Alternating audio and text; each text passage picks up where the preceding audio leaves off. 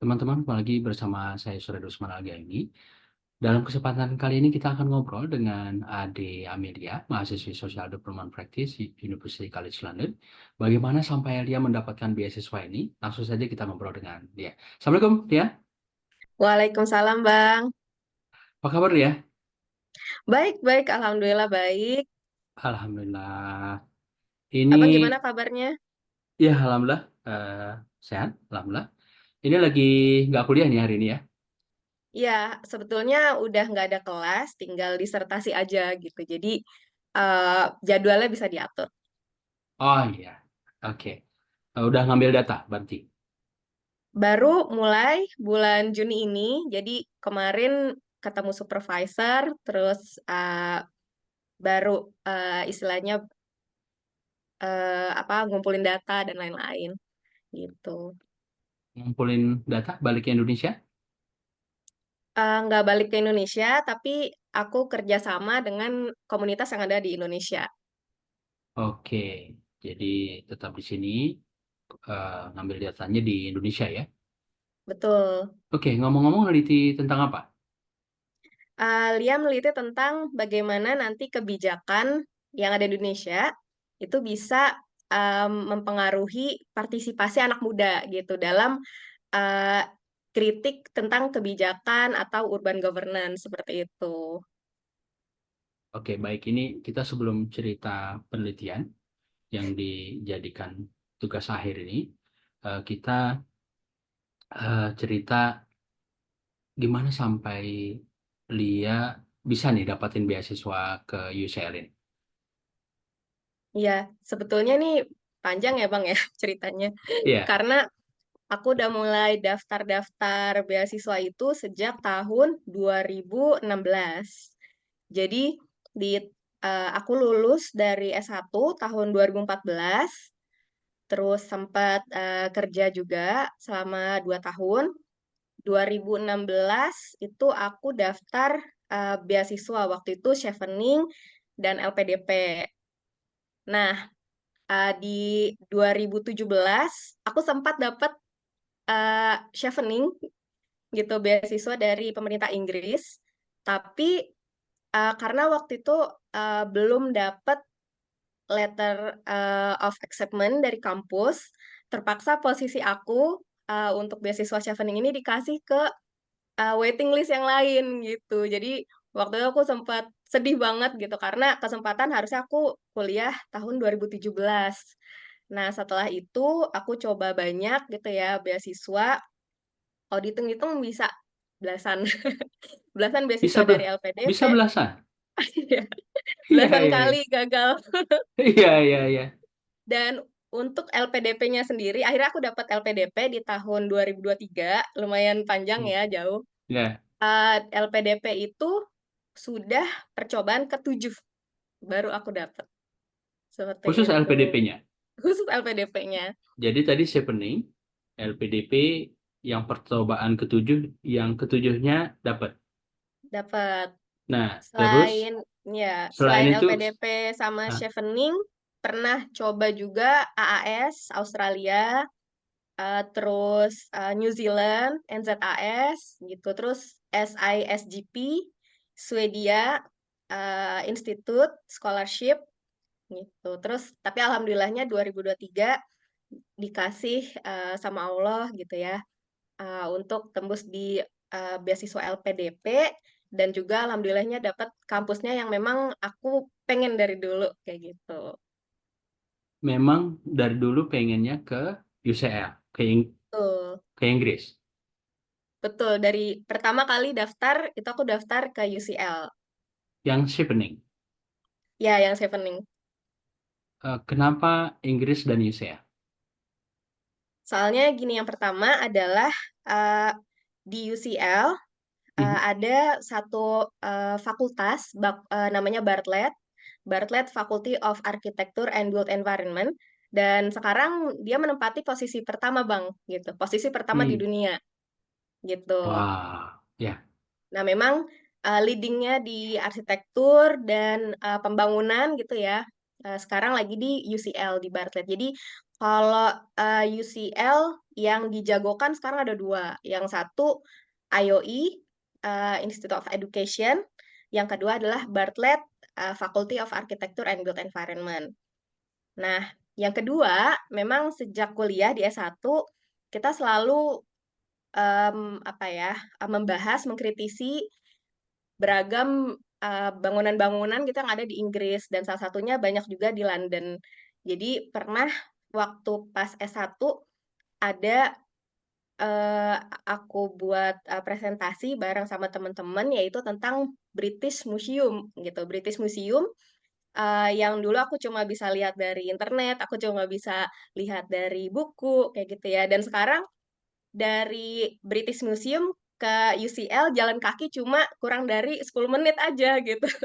Jadi bener-bener, oh bisa ya gitu. Dulu kita sempat bahas ini, bangunannya ada di Inggris, ada di London gitu. Terus sekarang kuliahnya deket banget sama lokasi yang dulu kita pernah belajar tentang itu gitu. Jadi memang dari dulu pengen ke Inggris gitu, dan di Inggris sedang leading nih dalam bidang arsitektur dan built environment.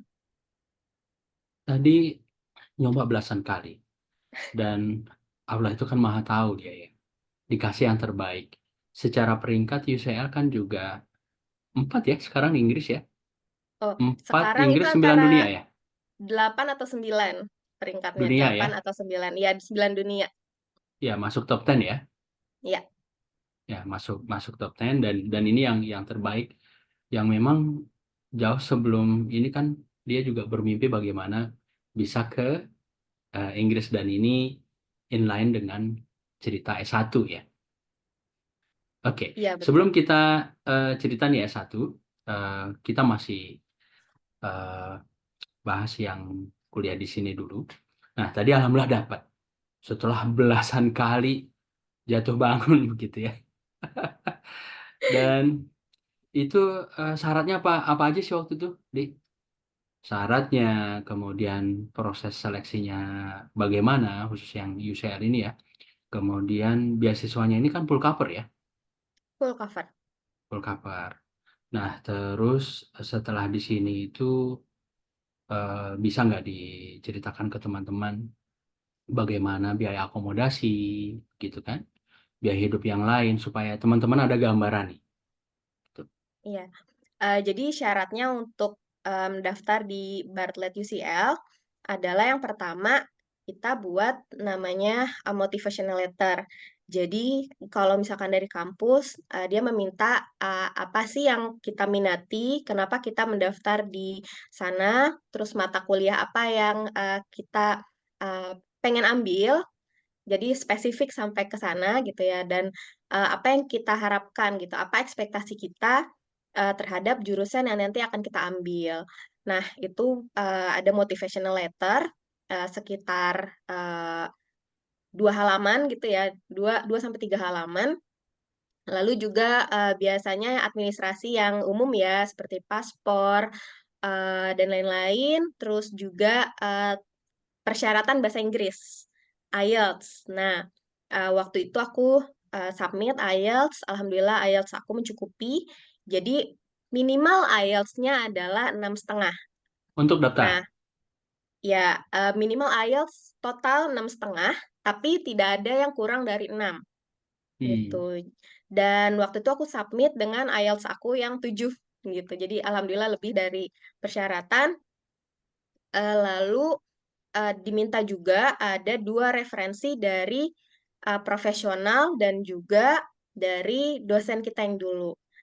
Alhamdulillah juga didukung ya terus selama ini sama dosen pembimbing aku dari sejak S1 sampai juga supervisor aku di pekerjaan gitu ya, bos aku dulu gitu ya, selalu dukung. Jadi setiap kali aku minta referensi, mereka mau kayak gitu. Ya Nah, alhamdulillah ya.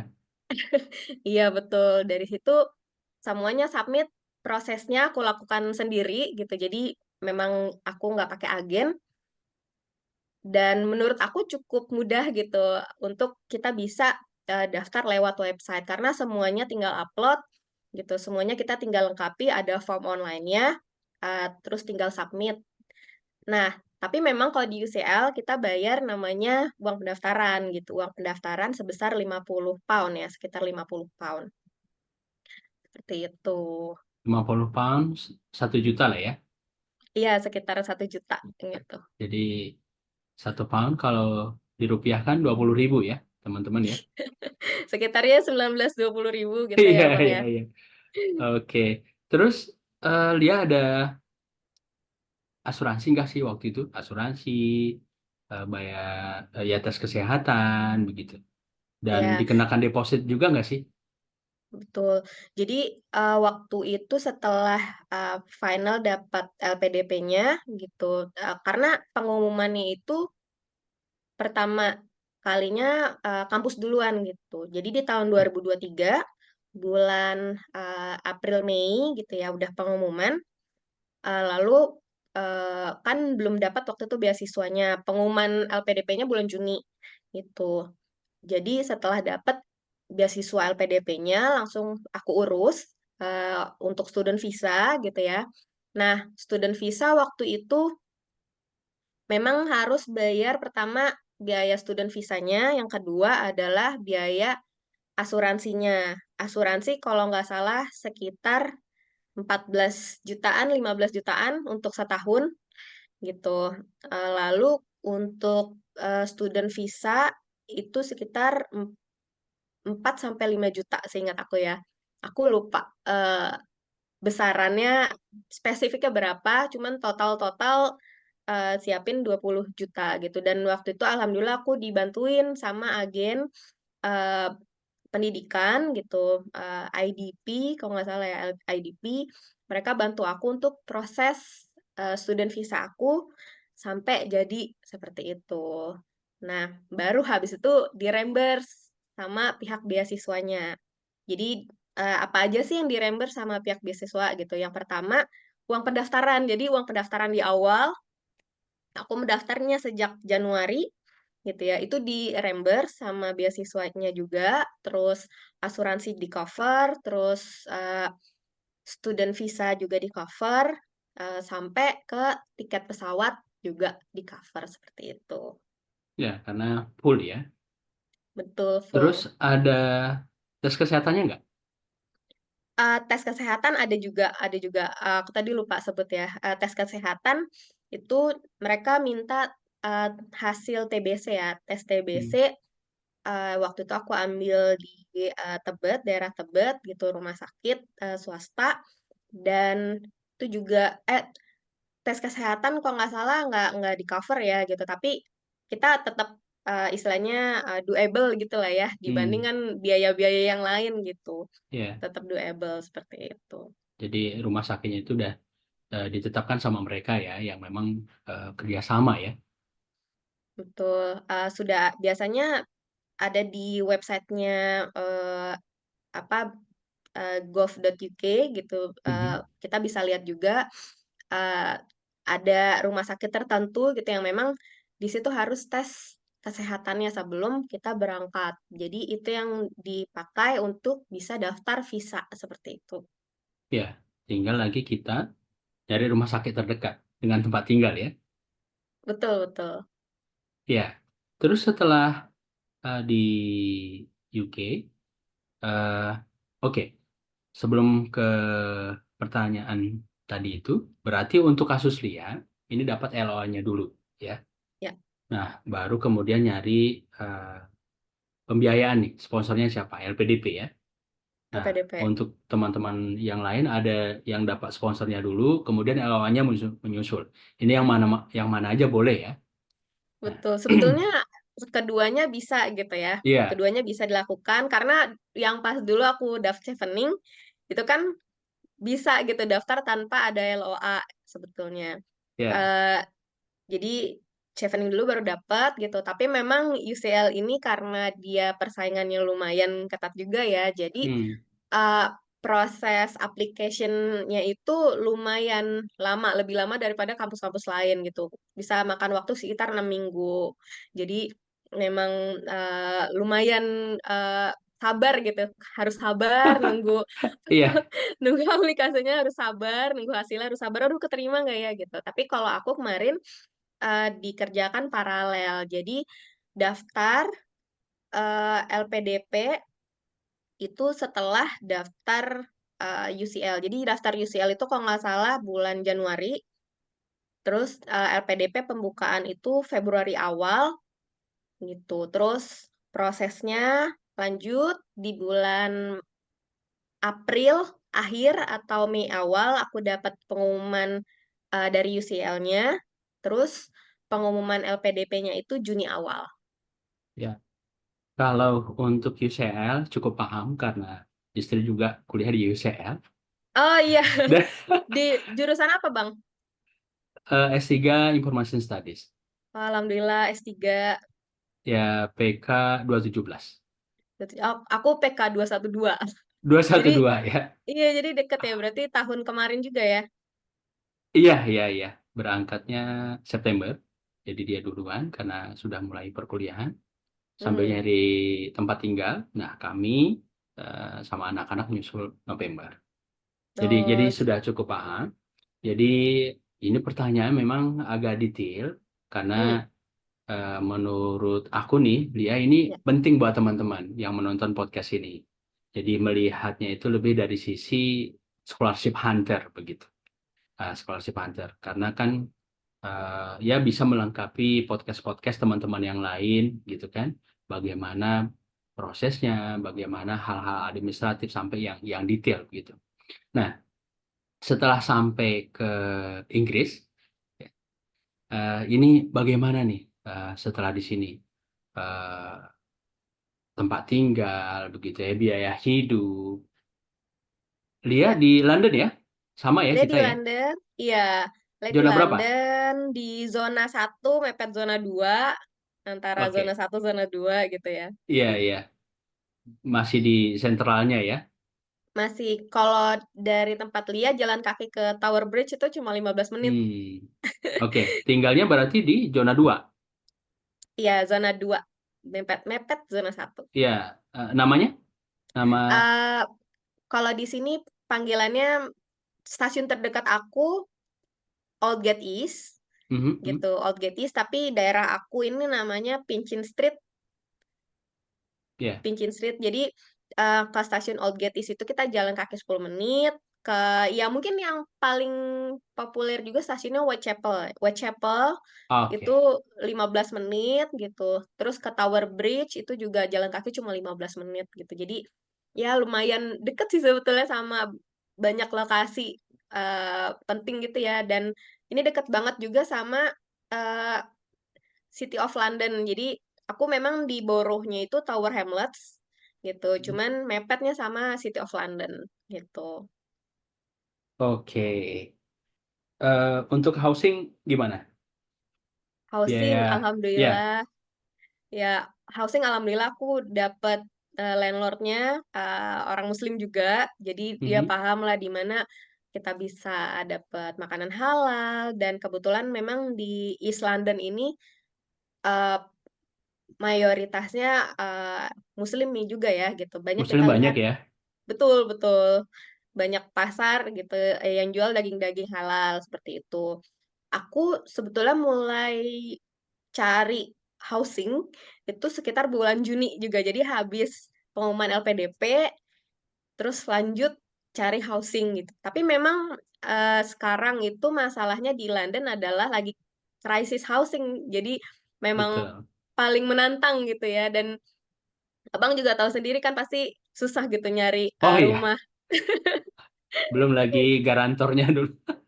Betul, ya. Jadi alhamdulillah banget eh, bulan Agustus gitu ya aku jadi tadinya aku hubungin lewat WhatsApp gitu. Sebelumnya aku banyak pakai aplikasi Zoopla, Sperum, terus hubungin agen-agen housing dan lain-lain gitu. Tapi alhamdulillahnya itu aku dapat dari WhatsApp.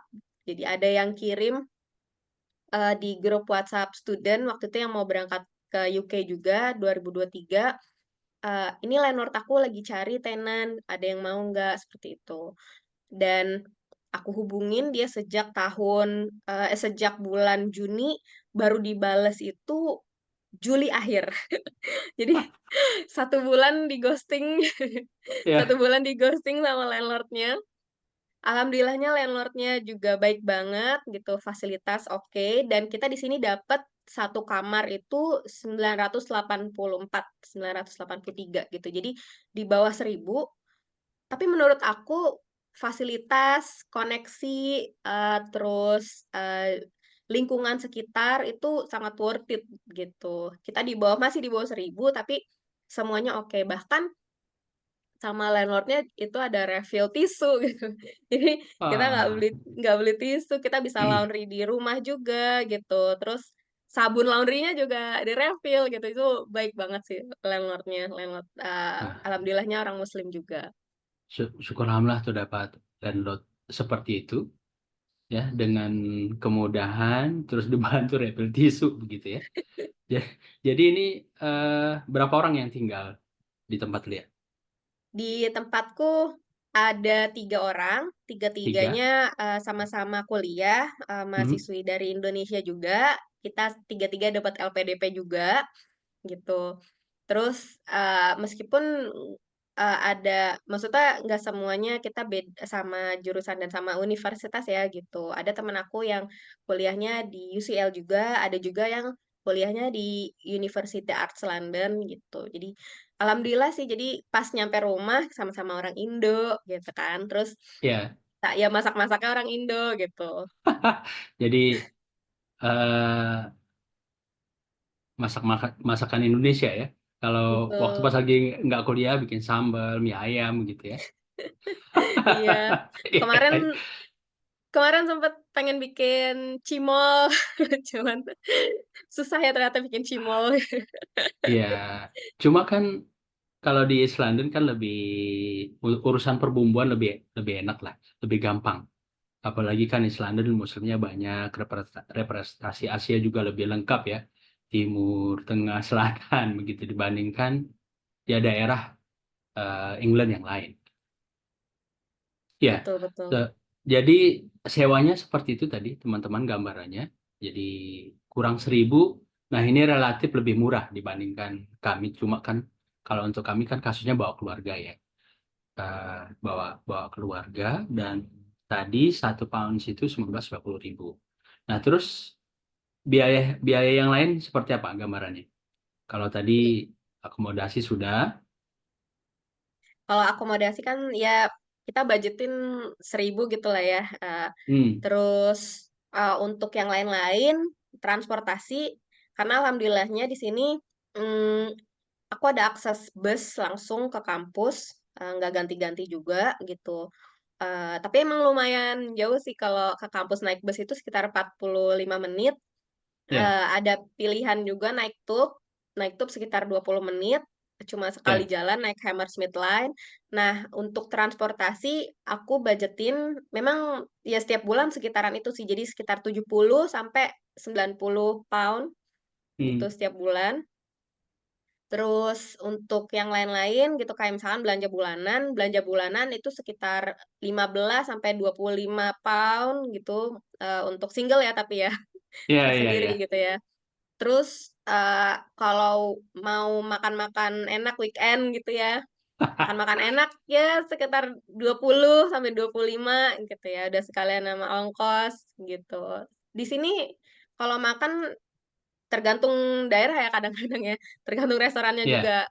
Kadang 10 pound itu cukup, kadang ada restoran yang antara 15 pound sampai 20 pound gitu. Tapi ya mumpung di sini kan kita pengen experience macem-macem gitu ya. Hmm. Gitu. Terus, yang lain-lain, eee, sekitar total sekitar sama housing dan segala macam semuanya 1.600, 1.700 gitu. Hmm. Dan itu udah kan living allowance bulanan dari LPDP sekarang 1.900 Ya. gitu. 1.900 sejak tahun 2024 ini ya. Tadinya 1.600 mepet. Ya, ya. Tadinya living allowance mepet, sekarang 1.900 alhamdulillah gitu. Jadi, eee, cukup cukup untuk kita bisa hidup dan belajar dengan nyaman gitu. Ya, ya tentu pihak LPDP kan sudah punya hitung-hitungan sendiri ya. Dan Ya, dengan betul. gambaran yang di cover, biaya hidup, ini masih ada lah, saving sedikit-sedikit masih ada ya. Dan Masih. masih bisa traveling ya.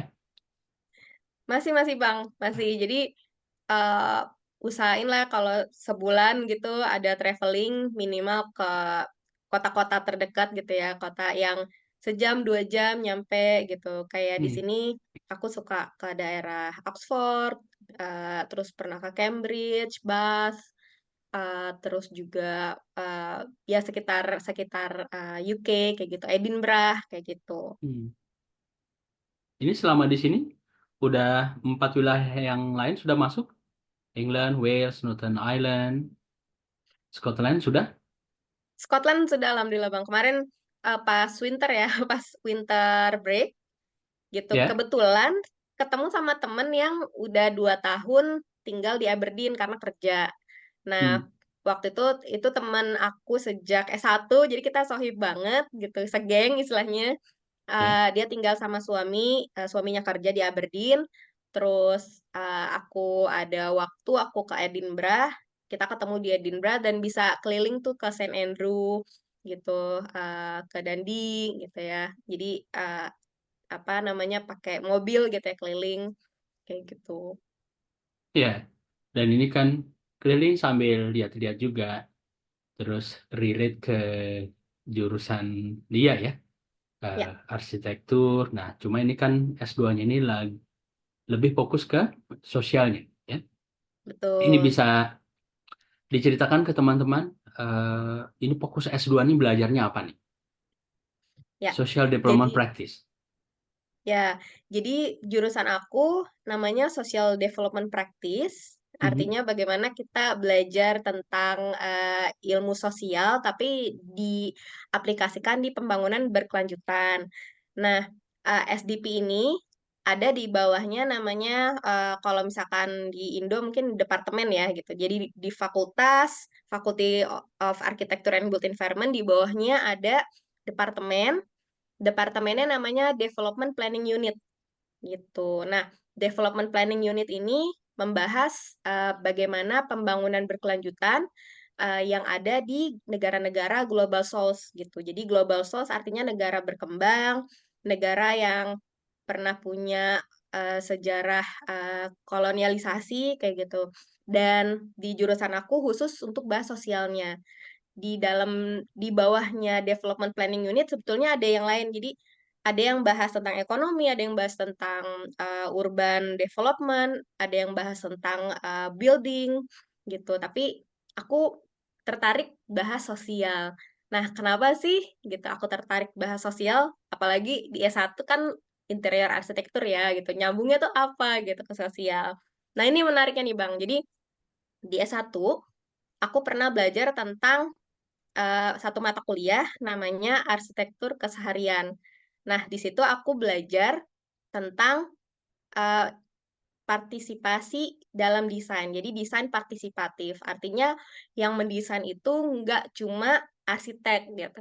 Yang apa ya, yang mendesain nggak cuma ya desainer-desainer, tapi bagaimana kita mengajak warga gitu ya sebagai yang akan menempati gitu ya wilayah tersebut sebagai desainernya juga. Nah, itu satu tantangan sebetulnya karena eh, dengan adanya partisipasi desain kita harusnya bisa menciptakan pembangunan yang lebih kontekstual, pembangunan yang lebih tepat sasaran ke warga gitu, pembangunan yang juga memang dekat dan ramah dengan penghuninya.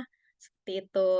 Nah, dari situ aku lulus dari S1 eh, nggak ke biro desain gitu ya, nggak ke biro arsitektur, karena aku suka riset gitu dan turun terjun ke warga, ke komunitas, aku ikut waktu itu namanya biro yang menampung istilahnya kegiatan-kegiatan terkait riset urban gitu, namanya Lab Tanya. Nah, di Lab Tanya itu aku berprofesi sebagai uh, researcher dan program manager yang aku lakukan adalah bagaimana nih gitu, mengajak warga berpartisipasi dan mengkritisi, bisa bergerak gitu ya, terhadap lingkungan sekitarnya, seperti itu.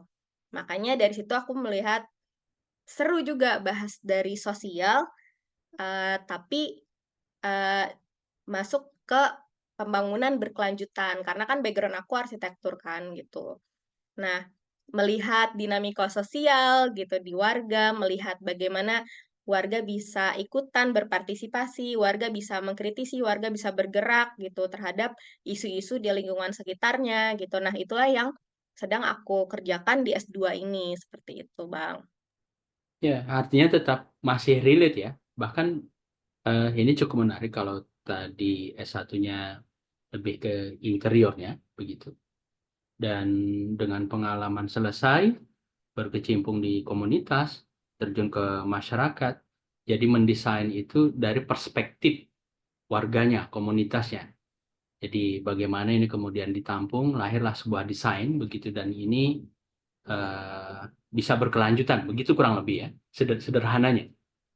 Betul betul, Bang, gitu. Karena, kalau yang kita lihat ya kebanyakan maksudnya, isu dari desain dan pembangunan yang sekarang ini kan, eee, kita bisa melihat fokusnya adalah pembangunan misalkan modern gitu ya, pembangunan yang, asalnya mungkin, kultur kita nggak sesuai gitu ya, atau asalnya mungkin berfokusnya ke barat seperti itu. Padahal banyak budaya-budaya ketimuran gitu yang kita bisa pelajari, banyak pengetahuan dari warga juga, dan sebetulnya nenek moyang kita juga punya beragam arsitektur-arsitektur yang, sangat, megah gitu dan juga memiliki, eee, apa ya, kekayaan intelektualnya sendiri gitu. Makanya, harusnya gitu ya, kita sebagai warga yang bergerak gitu untuk membangun lingkungan sekitar kita dan itu butuh proses, sosialnya juga, Bang, seperti itu. Ya, ya kenapa bisa terjadi seperti itu? Karena kan melihat dari sisi arsitekturnya saja, begitu ya, dalam tanda kutip. Nah, kemudian kalau ini kan menarik ya, menarik karena tidak sebatas dari sisi arsitektur atau pengambil kebijakan, dalam hal ini pemerintah, stakeholder terkait, tapi melibatkan warganya. Di situ kan banyak sekali tuh, di warga itu, di komunitas, belum lagi local wisdom-nya, pengetahuannya, itu kan sesuatu yang kaya, berharga, yang bagaimana ini diakomodir begitu ya, dan bisa sustain. Dan itu juga kata kunci yang penting sih, ya, dan luar biasa ya. Ya, Jadi, betul. ya gimana? Oh iya, jadi memang, yang banyak aku pelajarin juga sekarang adalah, bagaimana kita bisa lebih sensitif melihat local knowledge gitu. Hmm. Local knowledge dari warga, eee, jadi ketika kita datang ke warga sebagai researcher, sebagai arsitek, sebagai desainer, bukan, pengetahuan kita yang dipakai gitu, tapi bagaimana kita bisa menggali pengetahuan warga tersebut, seperti itu. Itu juga penting banget tadi. Ya, dari perspektif warga yang beragam nih, dari tingkatan umur, kemudian latar belakang pekerjaan, sosial, suku, agama, kepercayaan, belum lagi pengetahuannya yang beda-beda, kearifan lokal di situ. Ini kemudian bagaimana meramu ini, gitu, sehingga bisa terakomodir dari pengalaman dia yang tadi eh, waktu pas di kampus, selesai kuliah S1 terjun ke masyarakat sampai sekarang dan ini nyambung ke penelitian yang lagi digarap ini. Iya, jadi sebetulnya yang pertama adalah, ini hal yang aku juga baru belajar di S2 dan ternyata sebetulnya aku mengalamin ketika, bekerja sebelumnya. Yaitu adalah ada satu mata kuliah khusus tentang diversity, and inequality. Jadi diversity itu adalah kita belajar ada banyak identitas dalam warga gitu ya. Misalkan kita ketika kita ketemu warga, mungkin kita bisa ngelihat cuma, oh komunitas ibu-ibu, oh komunitas remaja, komunitas bapak-bapak gitu. Tapi sebetulnya ada banyak identitas gitu yang di dalamnya itu saling, mempengaruhi gitu. Eee yang paling penting adalah kita punya sensitivitas itu, Bang, gitu. Jadi sensitivitas ada beragam identitas, ada beragam, suku, ras, agama gitu yang, eee, ada di dalam masyarakat gitu ya. Dan kita lihat lagi nih, siapa sih gitu kelompok atau identitas yang rentan gitu ya, yang rentan ketika ada situasi tertentu yang harus kita benahin sama-sama. Misalkan, isu yang sekarang juga banyak terjadi di masyarakat global dan didiskusikan adalah, perubahan iklim atau climate change. Karena kan mau nggak mau itu akan, banyak merubah, lingkungan sekitar kita, seperti itu. Nah, yang pertama, bagaimana kita punya sensitivitas bahwa ada beragam identitas di warga, dan siapa nih warga yang paling rentan. Yang kedua adalah bagaimana kita bisa, mengikutsertakan suara-suara dari warga yang mungkin karena identitasnya tersebut, dia nggak bisa bersuara, dia nggak bisa, memberikan pendapatnya, dia nggak bisa, berpartisipasi dalam pembangunan gitu. Nah, di situ yang, kita coba siapa sih yang sulit untuk berpartisipasi gitu dalam pembangunan, seperti itu. Dan ini lanjut gitu ya ke, nanti penelitian yang mau aku lakukan dalam disertasi adalah bagaimana cara mengikutsertakan misalkan suara-suara anak muda nih, gitu. Karena Indonesia kan sekarang bonus demografik ya, Bang. Ada banyak anak Iya, muda gitu di Indonesia gitu yang, mulai, berpartisipasi di politik, mulai, coba untuk cari tahu beragam hal gitu tentang lingkungannya gitu. Nah, tapi bagaimana gitu dari sisi pemerintah, kebijakan itu bisa mengakomodir suara-suara anak muda, seperti itu, Bang. iya. Jadi dari penjelasan dia tadi, eh, pertama partisipatif, melibatkan komunitas, social engagement di situ, mendengar lebih dari perspektif mereka, begitu ya. Yang ini kemudian dituangkan dalam desain dan program yang lebih besar berkelanjutan. Dan berkelanjutan sudah pasti. Identitasnya tercover di situ. Isu lingkungan juga supaya green gitu ya. Green terus apalagi hal yang penting lagi dari sisi sosial ini. Ya, yang penting dari sisi sosial ini adalah, bagaimana juga gitu ya, kita paham tentang posisi kita gitu sebagai misalkan Hmm, aku sebagai peneliti gitu, aku sebagai desainer gitu, ketika masuk ke warga. Jadi ada, namanya termnya adalah positionality. Positionality adalah kita paham gitu, eee, peran kita apa di tengah-tengah masyarakat ketika terjun ke masyarakat.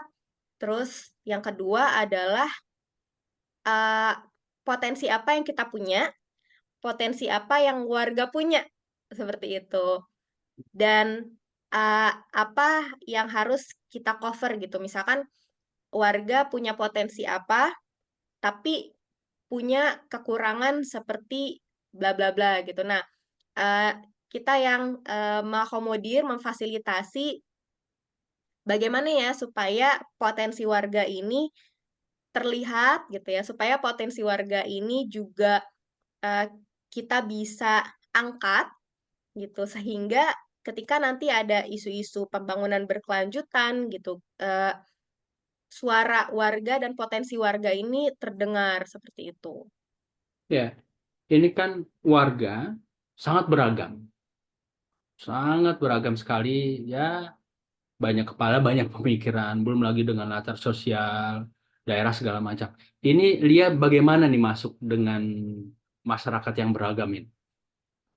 Ya, jadi ini pengalaman aku ketika bekerja kemarin nih, Bang. Eee, waktu itu gitu ya, aku sebagai program manager di salah satu, eee, program, tujuannya adalah pengurangan sampah dari rumah gitu.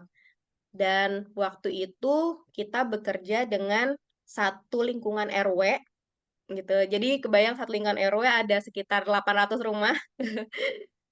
sekitar 800 sampai 1000 rumah gitu ya Di?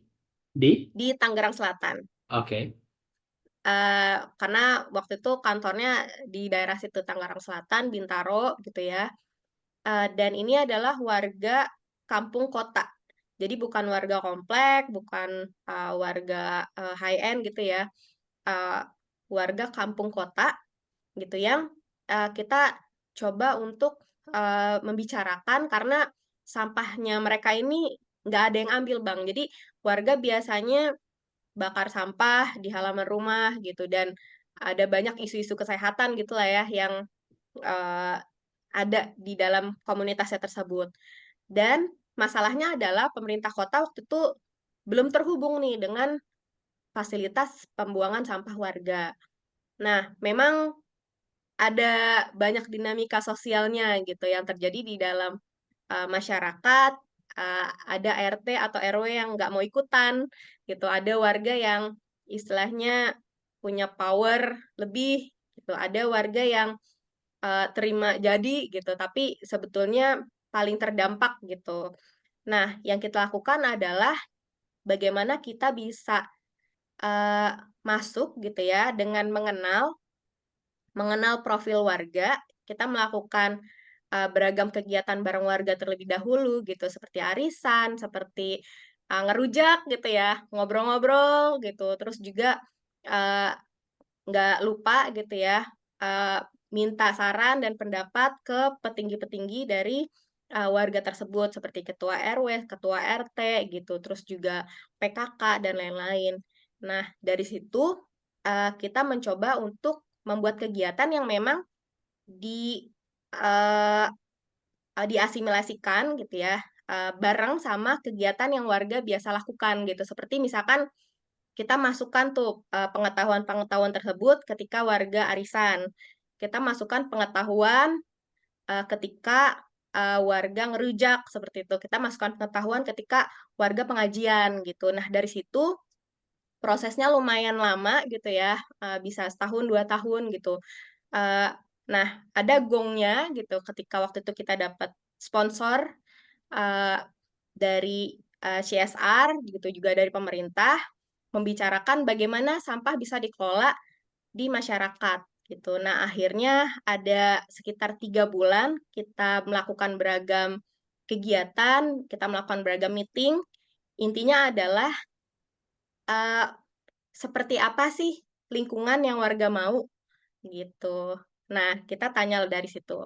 Lalu, apa dampaknya kalau sampahnya tidak dikelola gitu ya? Dan apa yang bisa dilakukan sama pemerintah gitu untuk memfasilitasi warga. Jadi, sebagai researcher gitu ya, peneliti waktu itu kita mencoba untuk menggali data dari warga dan menghubungkannya ke berbagai pihak seperti pemerintah dan CSR seperti itu, Bang. Jadi dari waktu itu ada sekitar eh, 9 9 titik ya, kalau nggak salah 9 titik bakar sampah gitu ya. Warga sering bakar sampah, akhirnya ada 6 titik yang dijadikan tempat mereka bercocok tanam gitu, dibersihkan sampahnya dan akhirnya warga juga bisa belajar memilah sampah gitu. Dan ini dimulai gitu ya, nggak cuma istilahnya dari 3 bulan program gitu, tapi sebetulnya proses pengenalan itu udah setahun, udah 2 tahun seperti itu, Bang. Ya, ini menarik sekali ya. Jadi ketika terjun langsung eh, dan masuk begitu ke komunitas, ke masyarakat, justru kan banyak informasi, pengetahuan, hal-hal yang mungkin sebelum ketemu langsung itu kan nggak tersuarakan ya, kita nggak dapat. Dan itu kan cukup berharga untuk kemudian ini dituangkan dalam perencanaan, dibuat desainnya seperti apa. Nah, sehingga ini bisa tercover semua, gitu ya. Ya, Ya, betul. oke, ini kita kembali balik lagi ke cerita beasiswa tadi. Tadi kan sampai belasan kali perjuangannya. Ini bagaimana ini Lia menjaga semangat dan pastinya sempat down ya, pasti ya. waduh ini udah belasan kali gitu. Jadi menyikapi jatuhnya itu untuk bangun lagi seperti apa? Dan Ya, terus mencoba gitu. Barangkali ya kalau untuk kasus yang lain ini udah pasrah aja lah gitu. Gimana? iya. Jadi ini juga apa ya, perjalanan jatuh bangun yang lumayan berdampak gitu ya untuk hidup aku juga. Jadi ketika aku daftar beasiswa tahun 2016 gitu ya, sebetulnya sebelum-sebelumnya sudah ada prosesnya gitu, seperti tes IELTS gitu, belajar bahasa Inggris, eee, dan pernah juga sebelum daftar beasiswa pun IELTS aku sempet ada 2 kali aku coba waktu itu. Karena yang pertama tidak mencukupi, yang kedua baru berhasil. Nah itu sebelum 2016 jadi berkutat sama IELTS gitu. Ya, yang kedua adalah ketika daftar beasiswa Chevening, terus ternyata beasiswanya diambil sama waiting list ya, itu sesek banget. Jadi, sebetulnya aku dapat LOA-nya gitu, setelah 2 minggu setelah waktunya habis, gitu. Dan waktu itu Chevening sebetulnya udah kasih keringanan waktu ke aku, udah seminggu gitu. Jadi, waktu itu deadline-nya sekian, tanggal sekian, kalau, harus udah ada LOA ya, gitu. Dan waktu itu aku coba untuk negosiasi, boleh nggak lebih dari itu, gitu, soalnya aku belum dapat LOA. Akhirnya dikasih keringanan waktu sampai seminggu, tapi LOA aku belum datang juga meskipun pihak kampus sudah ditelepon, sudah dikirim email gitu, sudah coba beragam hal gitu. Nah, ketika pernyataan, "Ya udah berarti beasiswa kamu dikasih ke waiting list," itu aku sesak banget gitu, karena ternyata 2 minggu setelahnya LO aku ada gitu, LO aku muncul Iya. gitu. Dan, eee, setelah itu pun, itu bareng prosesnya sama aku daftar LPDP pertama kali, di tahun 2017. Dan pengalaman wawancara aku waktu itu cukup bikin aku down gitu, karena ya mungkin ya, eee, kurang persiapan atau waktu itu juga waktunya kurang oke. Jadi pertama kali aku daftar LPDP, aku wawancara, itu waktunya udah maghrib. Jadi ketika aku wawancara bla bla segala macam, kebayang kan pasti pewawancara udah dari pagi, dia mendengarkan, berapa orang sebelum aku gitu. Terus di tengah-tengah aku wawancara azan maghrib gitu. Jadi Iya. jadi udah capek, udah buyar gitu dan waktu aku memang pikir kayaknya nggak lolos nih yang LPDP ini, gitu. Dan setelah itu pun, dari 2017, 18, 19 aku coba lagi gitu ya, eee, ada LPDP, Chevening pun coba lagi, dan, beasiswa yang lain seperti AAS dan NZAS, juga SISGP. Tapi, eee, Chevening aku udah coba, kayaknya untuk Chevening aku udah coba 5 kali gitu, coba 5 kali juga. 5 kali ya? Iya, setelah Chevening setelah 5, LPDP iya 7. iya, setelah nggak lolos itu. Eee Tapi ternyata pun untuk masuk ke tahap wawancara pun aku nggak lolos gitu di tahun-tahun setelahnya Chevening. Dan LPDP waktu itu punya persyaratan lain, eee, harus, tes bakat skolastik.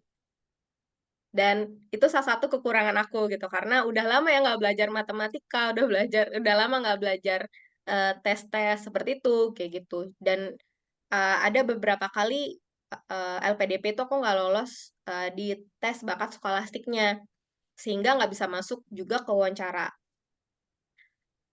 Sebetulnya tahun 2019 aku udah, ya udah deh, nggak kayaknya mending lanjut kerja aja gitu, atau, eee, aku juga berpikir kalau sebetulnya pengetahuan itu kan bisa dapat dari mana aja, kayak gitu.